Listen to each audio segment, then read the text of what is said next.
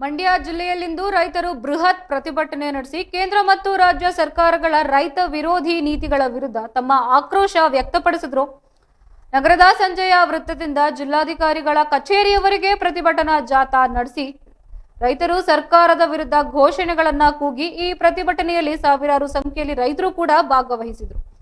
ರೈತ ವಿರೋಧಿ ನೀತಿಗಳನ್ನ ತಕ್ಷಣವೇ ಹಿಂಪಡೆಯಬೇಕು ಮತ್ತು ರೈತರ ಬೇಡಿಕೆಗಳನ್ನ ಈಡೇರಿಸಬೇಕು ಎಂದು ಪ್ರತಿಭಟನಾಕಾರರು ಆಗ್ರಹಿಸಿದ್ದು, ಕೇಂದ್ರ ಮತ್ತು ರಾಜ್ಯ ಸರ್ಕಾರಗಳು ರೈತರ ಹಿತಾಸಕ್ತಿಗಳನ್ನ ಕಡೆಗಣಿಸ್ತಾ ಇದೆ ಎಂದು ಆರೋಪಿಸಿದ ರೈತ ಮುಖಂಡರು ರೈತರ ಮೇಲಿನ ದಬ್ಬಾಳಿಕೆ ಮತ್ತು ದೌರ್ಜನ್ಯವನ್ನ ಖಂಡಿಸಿ ರೈತರ ಬೆಳೆಗಳಿಗೆ ಸೂಕ್ತ ಬೆಲೆ ನೀಡಬೇಕು, ಕೃಷಿ ಸಾಲ ಮನ್ನಾ ಮಾಡಬೇಕು ಮತ್ತು ನೀರಾವರಿ ಯೋಜನೆಗಳನ್ನ ತ್ವರಿತವಾಗಿ ಅನುಷ್ಠಾನಗೊಳಿಸಬೇಕು ಎಂದಂತೆ ಜೊತೆಗೆ ವಿವಿಧ ಬೇಡಿಕೆಗಳನ್ನು ಈಡೇರಿಸುವಂತೆ ಒತ್ತಾಯಿಸಿದರು.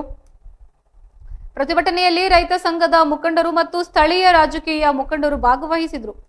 ಶಾಸಕ ದರ್ಶನ್ ಪುಟ್ಟಣ್ಣಯ್ಯ ಅವರು ಪ್ರತಿಭಟನೆಯಲ್ಲಿ ಭಾಗವಹಿಸಿ ರೈತರ ಹೋರಾಟಕ್ಕೆ ಬೆಂಬಲ ವ್ಯಕ್ತಪಡಿಸಿ ರೈತರ ಸಮಸ್ಯೆಗಳನ್ನ ಸರ್ಕಾರ ಗಂಭೀರವಾಗಿ ಪರಿಗಣಿಸಬೇಕು ಮತ್ತು ಅವರ ಬೇಡಿಕೆಗಳನ್ನ ಈಡೇರಿಸಲು ಕ್ರಮ ಕೈಗೊಳ್ಳಬೇಕು ಎಂದು ಹೇಳಿದರು.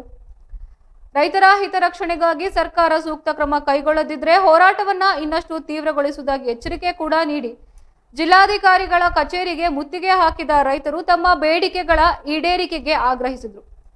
ಪ್ರತಿಭಟನೆಯ ಕಾರಣದಿಂದಾಗಿ ನಗರದಲ್ಲಿ ಕೆಲಕಾಲ ಸಂಚಾರ ದಟ್ಟಣೆ ಉಂಟಾಗಿತ್ತು. ಪರಿಸ್ಥಿತಿಯನ್ನ ನಿಯಂತ್ರಣಗೊಳಿಸಲು ಪೊಲೀಸರು ಸ್ಥಳದಲ್ಲಿದ್ದು ರೈತರ ಬೇಡಿಕೆಗಳನ್ನ ಸರ್ಕಾರಕ್ಕೆ ತಲುಪಿಸುವುದಾಗಿ ಜಿಲ್ಲಾಧಿಕಾರಿಗಳು ಭರವಸೆ ನೀಡಿದ್ದಾರೆ.